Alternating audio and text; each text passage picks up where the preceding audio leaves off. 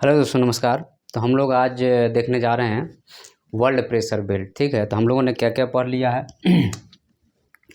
तो हम लोगों ने स्टार्ट किया है आपका इंसुलेशन से।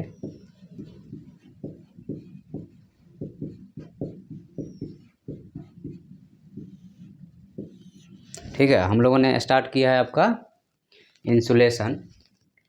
इंसुलेशन के बाद हम लोगों ने इससे क्या बनता है इससे अपना टेम्परेचर बनता है।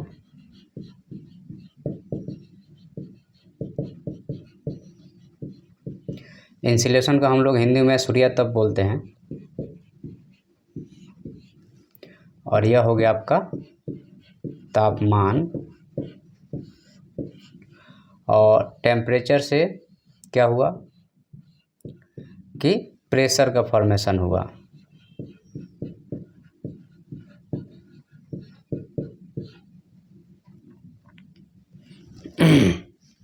इसको हिंदी में हम लोग इसको दाब बोलते हैं। ठीक है, तो जब सूर्य तप पड़ता है तो आपका टेम्परेचर घटता है या बढ़ता है, तो उसके आधार पे क्या होता है यहाँ पे कि प्रेशर भी घटता है या बढ़ता है। तो इसी में हम लोगों ने जो देखा था वह क्या देखा था, इसमें हम लोगों ने देखा था आइसोथर्म लाइन।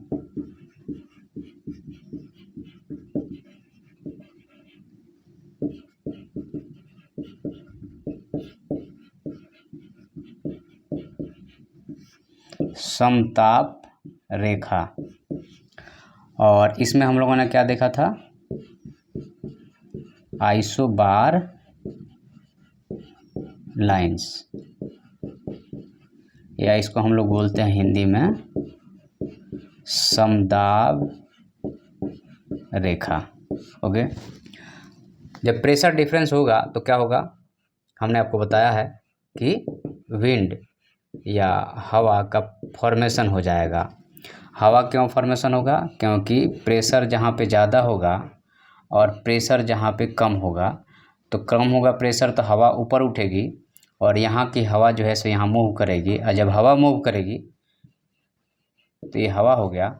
और जब यह हवा मूव करेगी तो क्या होगा, यह कहीं ना कहीं से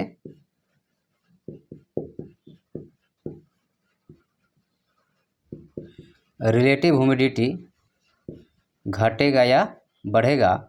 और जब रिलेटिव ह्यूमिडिटी घटेगा बढ़ेगा तो क्या होगा, प्रेसिपिटेशन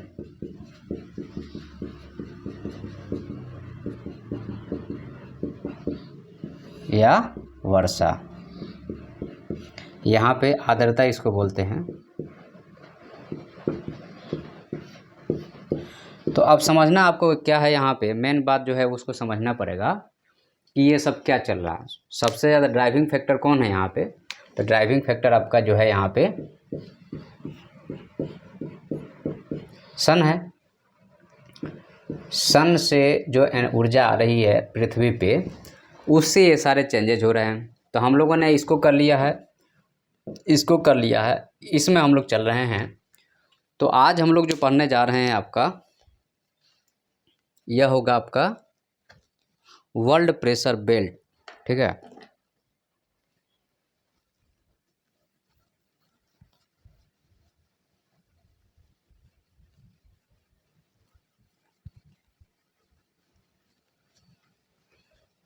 वर्ल्ड प्रेशर बेल्ट।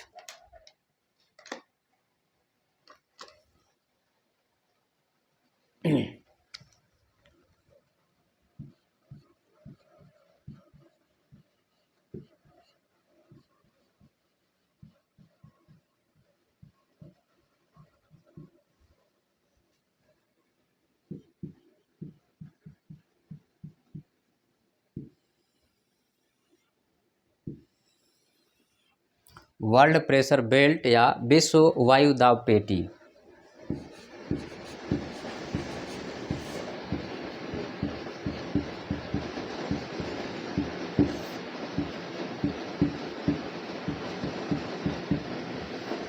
विश्व वायु दाब पेटियाँ, या हम यहाँ पे कह सकते हैं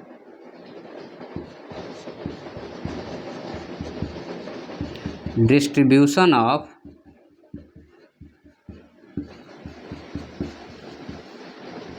प्रेशर। डिस्ट्रीब्यूशन ऑफ प्रेशर, ये आज हमारा टॉपिक है, ठीक है। और यह मेरे ख्याल से जो लेक्चर होगा, लेक्चर का नंबर मेरे हिसाब से होना चाहिए आपका 4, ठीक है। This is the lecture number 4, okay. World pressure belts या विश्व वायुदाब पेटियाँ हैं, ये हमको आज पढ़ना है। चलिए इसकी शुरुआत करते हैं। देखिए आपको अब यहाँ पे थोड़ा सा अटेंटिव होकर समझना पड़ेगा, नहीं तो आपको चीज़ें थोड़ा सा कम समझ में आएगी। तो इसको थोड़ा सा ध्यान से समझना है। बहुत साइंटिफिक है, पूरी ज्योग्राफी साइंटिफिक है, कुछ टॉपिक को छोड़ दिया जाए तो। देखिए आपका पहले समझ लीजिए, फिर हम लोग एक एक करके चीज़ों को आगे बढ़ाएंगे। यह क्या है, आपका अर्थ है, और ये जो है सो आपका भूमध्य रेखा है, जिसको हम लोग इक्वेटर भी बोलते हैं। ये 5 डिग्री नॉर्थ हो गया और 5 डिग्री साउथ हो गया, ओके। ये 5 डिग्री नॉर्थ 5 डिग्री साउथ हो गया। अब यहाँ पे क्या है, उसके बाद में एक लाइन यहाँ बन रही है, एक पेटी जो है सो ये बन रही है, और दूसरी पेटी ये बन रही है। बहुत इम्पोर्टेंट यह चैप्टर है, इसको समझना बहुत ज़्यादा ज़रूरी है।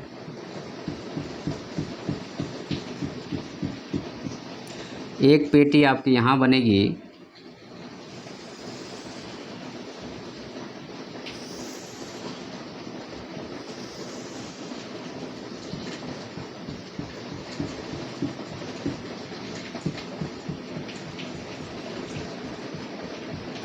ठीक है।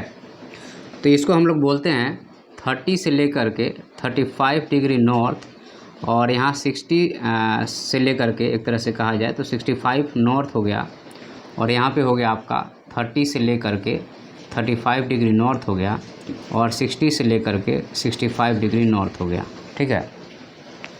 ये आपकी विश्व की जो पेटियाँ हैं वायु दाब की, ये बन रही हैं।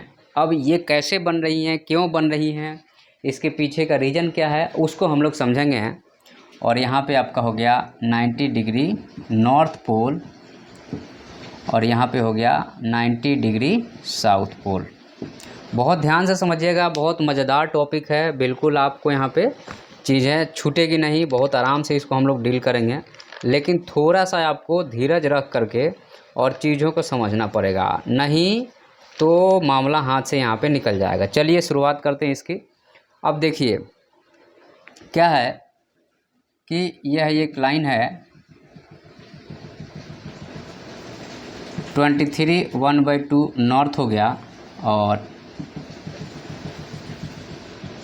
यह एक लाइन है 23 1/2 साउथ हो गया, ओके। तो क्या है कि सन जो है साल भर 23 1/2 नॉर्थ से लेकर के 23 1/2 साउथ के बीच में यह जो है सो साल भर सन का पोजीशन रहता है।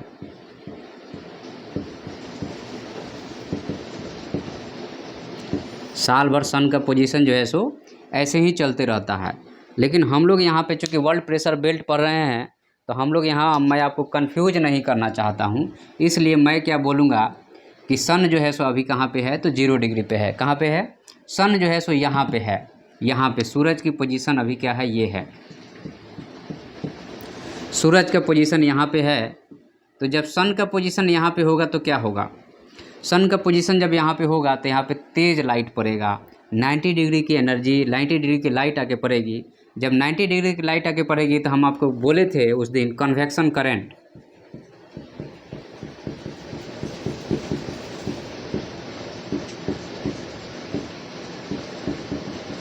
Convection current. कन्वेक्शन करंट में क्या होता है भाई, कन्वेक्शन करंट में ये होता है कि जब एक जगह पे बहुत तेज़ लाइट पड़ती है तो यहाँ पे मान लीजिए कि यह पॉइंट है, अचानक से यहाँ पे आप बहुत तेज़ लाइट पड़ेगी तो हवा हल्की होगी क्योंकि उसको एनर्जी मिलेगी, तो वह ऊपर उठना शुरू हो जाएगी, पूरी की पूरी हवा ही ऊपर उठना शुरू हो जाएगी, हवा ही ऊपर उठना शुरू हो जाएगी, हवा ही। जब ये चूँकि हवा तो नीचे नहीं जाएगी, धरती है, इधर ठंडी हवा जगह नहीं देगा, ये हल्की है, तो अपने ये क्या है, सीधे ऊपर उठेगा। जब ऊपर उठेगा तो यहाँ की हवा जो है सो और यहाँ की हवा, चूँकि ये जगह खाली होगा तो भरने के लिए हवा इधर से चलना शुरू हो जाएगा और यहाँ से यह हवा चलना शुरू हो जाएगा और यह हवा ऊपर उठ रहा है, यह हवा ऊपर उठ रहा है। तो अब क्या है कि यह हवा जो ऊपर उठ रहा है इसी को हम लोग बोलते हैं आपका कन्वेक्शन करंट।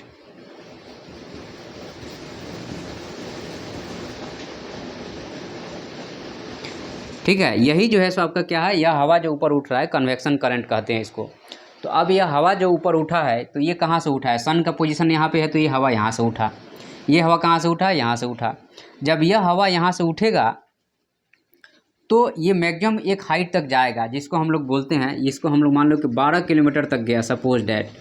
तो 12 किलोमीटर तक जब जाएगा तो क्या होगा, एनर्जी जैसे ऊपर जाते हैं तो एनर्जी रिड्यूस होता है, टेम्परेचर कम होता है, तो वो क्या होगा, फिर से भारी होना शुरू हो जाएगा या फैलेगा तो भारी होगा।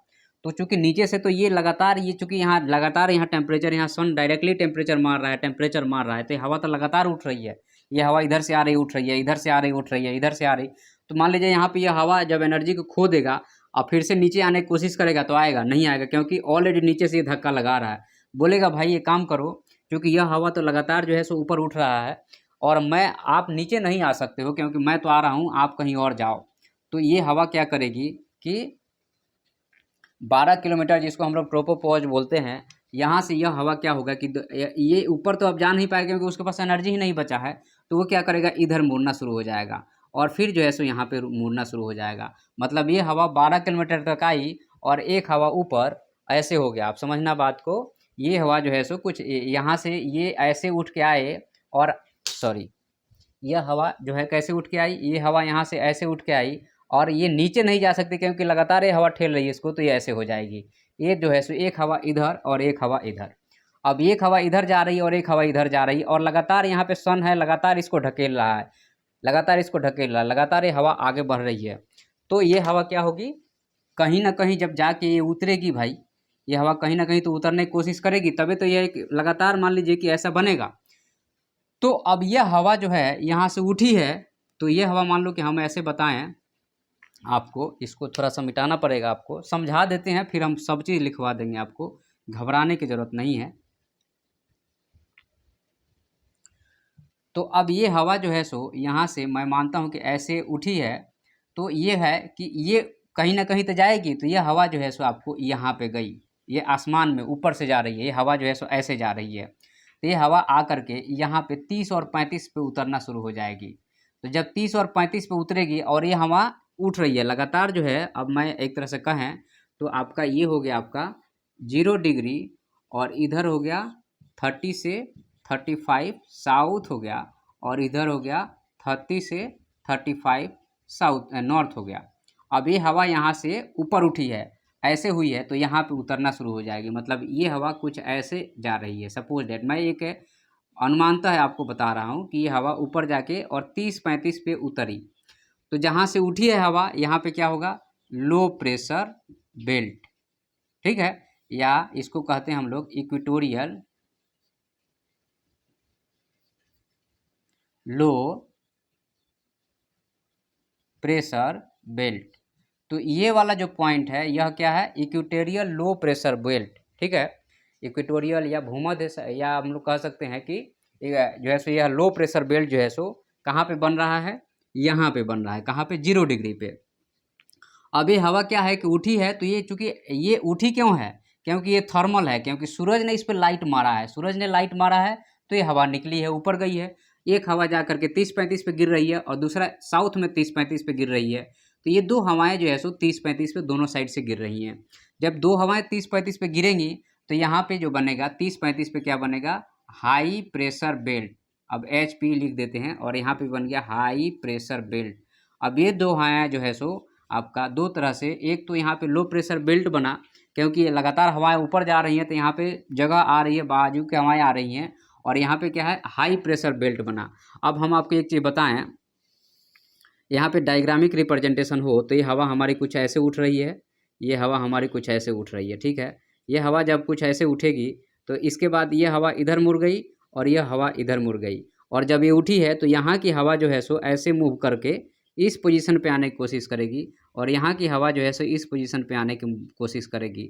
तो अब ये जो है सो यहाँ पे ये गिर रही है, तो गिर रही है तो ये 30 से लेकर के 35 डिग्री मान लो कि नॉर्थ लैटिट्यूड हो गया, और यहाँ पे ये हवा आकर के इधर गिर रही है, तो ये जो है सो 30 से लेकर के 35 जो है सो साउथ लैटिट्यूड हो गया, और ये आपका 0 डिग्री हो गया, ठीक है। तो ये हवा कुछ ऐसा एक बेल्ट का निर्माण हो रहा है, समझिए बात को, कि ये हवा जो है सो ये ऐसे आ रही है, ये ऐसे आ रही है, तो यहाँ पे एक बेल्ट का निर्माण हो रहा है, कि इसको हम लोग बोलते हैं लो प्रेशर बेल्ट। और चूंकि हवा लगातार आ रही है, नीचे दबाव बना रही है, that is the high pressure belt. यहाँ पे हो गया हाई प्रेशर बेल्ट, ओके। तो ये हाई प्रेशर बेल्ट हो गया, और यहाँ पे लो प्रेशर। एग्जाम में पूछता है कि 30-35 is the low pressure belt और high pressure belt, we can say that 30-35 is the high pressure belt. अब एक और क्वेश्चन आता है जो नॉर्मल लोगों को तो नहीं, जो जिनका ज्योग्राफी ऑप्शनल है वहाँ पे इंटरव्यू पैनल पूछता है कि 0 डिग्री वाला जो लो प्रेशर बेल्ट बन रहा है, ये कैसे बन रहा है। ये डायनामिक है, मतलब एयर के मूवमेंट सेंट्रीफ्यूगल फोर्स के कारण बन रहा है, या थर्मल है। और यहाँ पे जो आपका हाई प्रेशर बेल्ट बन रहा है, ये थर्मल है या डायनामिक है।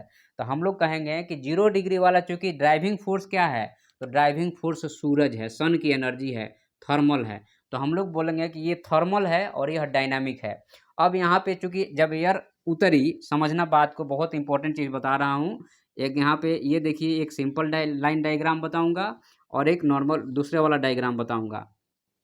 अब क्या है कि हवा यहाँ पे उतरी, तो जब हवा उतरेगी तो क्या होगा, हवा उतरेगी तो फिर से नीचे धरती पर टकरा के 2 डायरेक्शन में मारेगी, तो एक हवा इधर जाएगी और एक हवा फिर से इधर आएगी। अब यहाँ पे समझने वाली बात ये है कि हवा का, अब यहाँ पे उतरी तो एक हवा तो आपकी ये आ गई, ठीक है, ये आ गई यहाँ पे एक हवा, ये वाली ये आ गई एक हवा, और एक हवा का डायरेक्शन ये होगा और एक हवा का डायरेक्शन इधर होगा।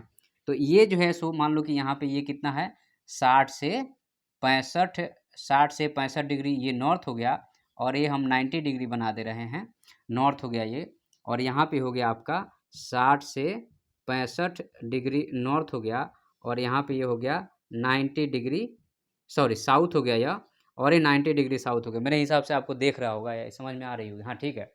अब ये हवा क्या है, यहाँ से हवा उठी है, ये हवा ऊपर गई है, चूँकि ये हवा ऊपर गई है, ऊपर 2 पार्ट में बटी, नीचे आई 30-35 पे, तो हाई प्रेशर यहाँ लो प्रेशर बेल्ट बना। अब क्या होगा, समझना बात को, अब हवा जो है सो ये आगे बढ़ी, ये आगे बढ़ी, और ये हवा फिर इधर आगे बढ़ी, इधर आगे बढ़ी, इधर आगे बढ़ी, और एक हवा क्या है कि यहाँ से भी आ रही है, 90 से भी ऐसे ही आ रही है एक हवा। ये दोनों हवाएं टकरा करके अब फिर से ऊपर जाएंगी, समझना बात को, फिर से ऊपर जाएंगी, तो एक हवा का डायरेक्शन फिर से इधर हो जाएगा और एक हवा का डायरेक्शन फिर से उधर हो जाएगा। तो ये फिर 90 पे उतरेगी, तो 90 पे कैसा हो गया, यहाँ से उठ रही है तो यहाँ पे फिर से बनेगा आपको, ये हो गया आपका फिर से ये लो प्रेशर बेल्ट बना, और ये क्या हो गया, हाई प्रेशर बेल्ट बना, और यहाँ पे फिर से ये लो प्रेशर बेल्ट बना, और यहाँ पे हाई प्रेशर बेल्ट बना। तो यहाँ पे कैसा हुआ, ये हवा आपको क्या यहाँ पे आई, और एक हवा ये आ रही है, ये दोनों हवाएं टकरा करके ऊपर उठी, ये एक इधर आ गई जो यहाँ पे आ रही है, और एक यहाँ पे आ रही है। तो समझना बात को कि ये मैंने पूरा डायग्रामिक रिप्रेजेंटेशन कर दिया कि 0 डिग्री से हवा उठा, 0 डिग्री से हवा उठने के बाद में ट्रोपोपॉज 12 किलोमीटर तक गया, वहाँ जेट बन जाता है वो हवा, और वह हवा क्या होगी, चूँकि नीचे वाला लगातार फोर्स लगा रहा है, तो 2 पार्ट में बटेगी, एक नॉर्थ और दूसरी साउथ जाएगी। यहाँ से उठी एक नॉर्थ, दूसरी साउथ, 30-35 पे आके उतरी, जब उतरेगी तो फिर 2 पार्ट में बटेगी, क्योंकि नीचे धरती तक एक ऐसे जाएगा, दूसरा ऐसे आएगा, एक ऐसे जाएगा, दूसरा ऐसे आएगा।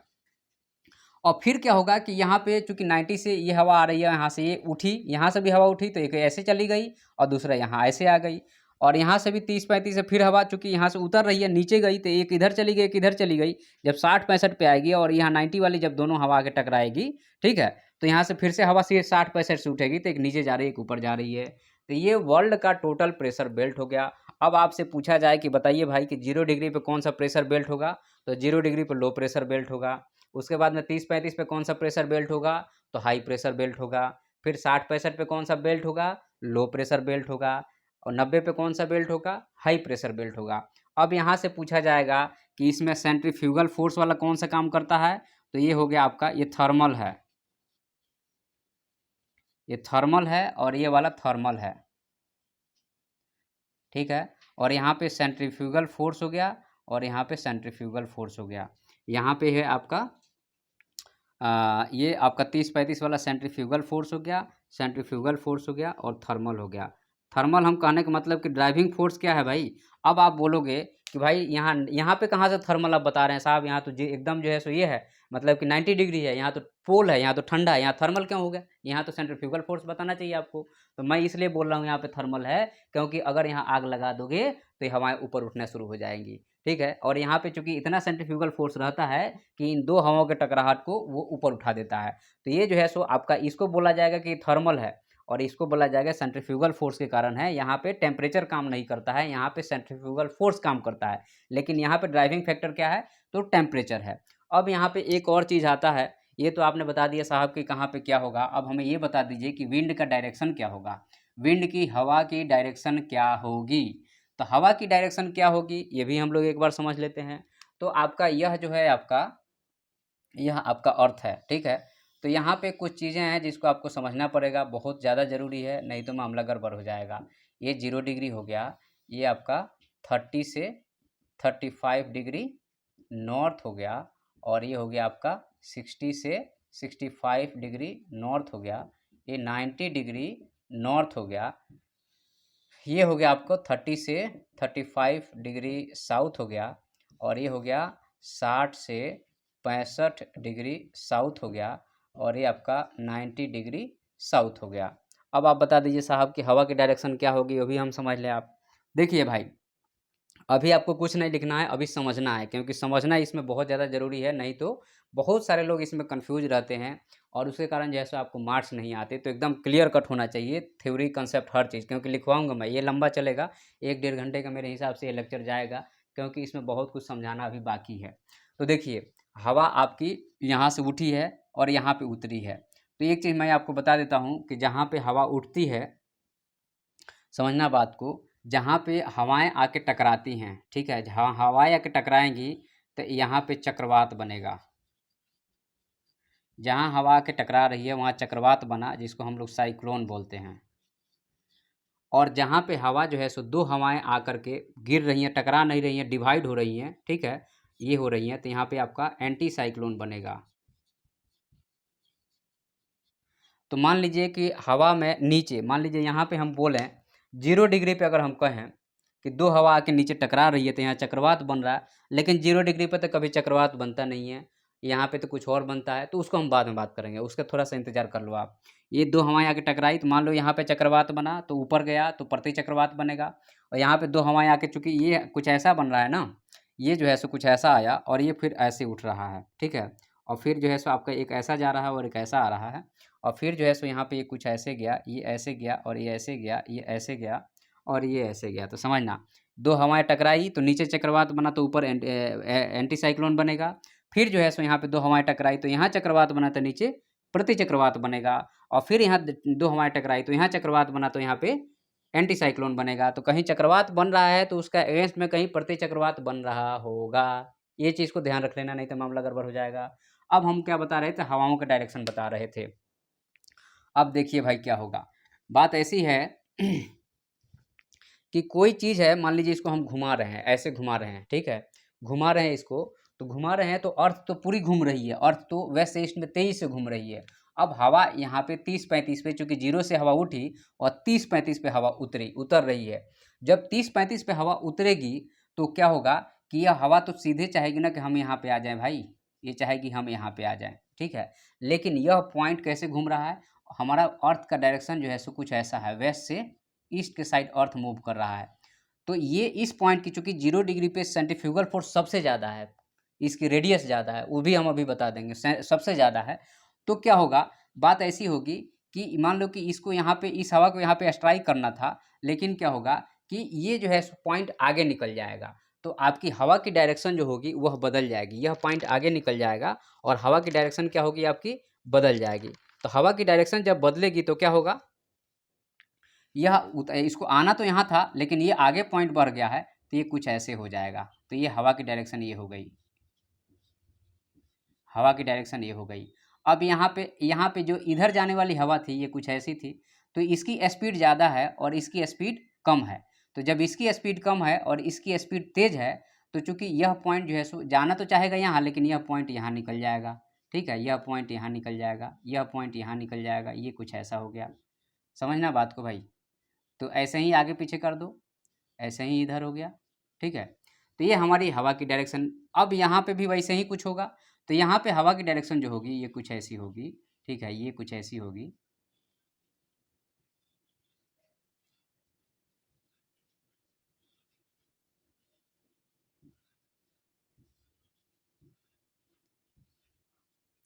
ठीक है, अब यहाँ पे हवा की डायरेक्शन ऐसी है। अब यहाँ पे देखिए क्या है, यहाँ पे एक्चुअल में क्या है, हो क्या रहा है उसको थोड़ा समझना पड़ेगा, नहीं तो मामला हो जाएगा गड़बड़। हाँ जी, तो हम लोग क्या बोल रहे थे, अब यहाँ पे भी 90 पे भी हवा उतर रही है, तो 90 पे हवा उतर रही है तो यहाँ पे वही कंसेप्ट लगाओगे, तो यहाँ पे हवा की डायरेक्शन कुछ ऐसी हो जाएगी।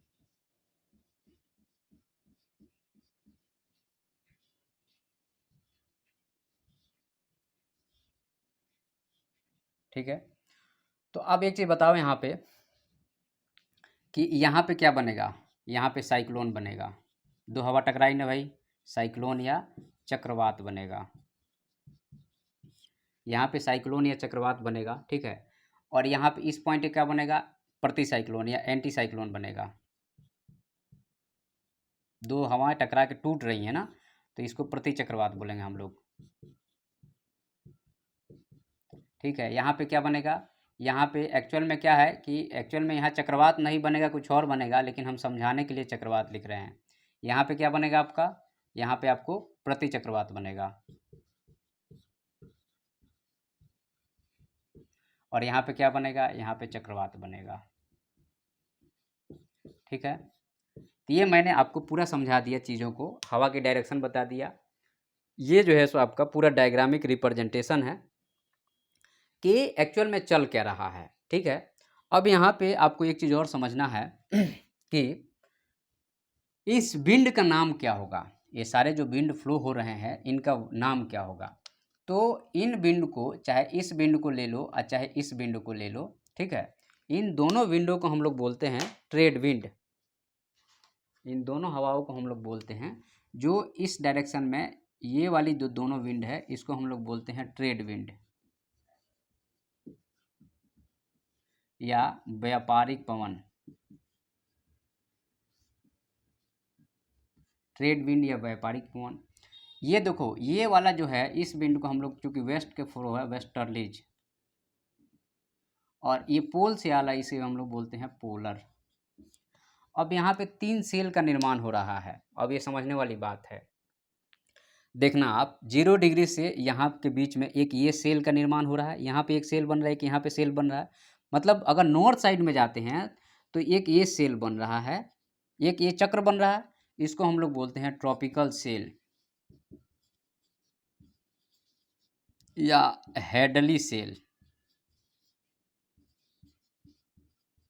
इसको हेडली महोदय ने पता लगाया था, इसलिए इसको हेडली सेल। 30-35 से 7-65 के बीच में जो सेल बन रहा है ये टेम्परेट रीजन में बन रहा है, इसलिए हम लोग इसको बोलते हैं टेम्परेट सेल।